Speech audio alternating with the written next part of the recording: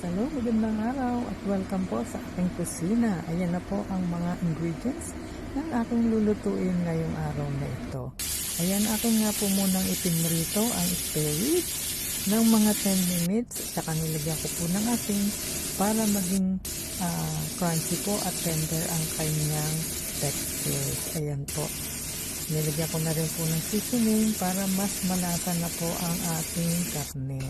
Ayan, sinunod ko na po ang luya sa mainit na mantika. Hindi na po ako nagdagdag at pinagsama-sama ko na po pati na ang baby celery sa paggigisa nito. Ayan, kinakailangan lang po na lutuin yan ng mga 7 minutes. Yung crunchy po, hindi po kinakailangan lutong-luto. Ayan na po. Ang ganda po ng kulay at akin po pong dinagdagan ng konting seasoning at konting asin.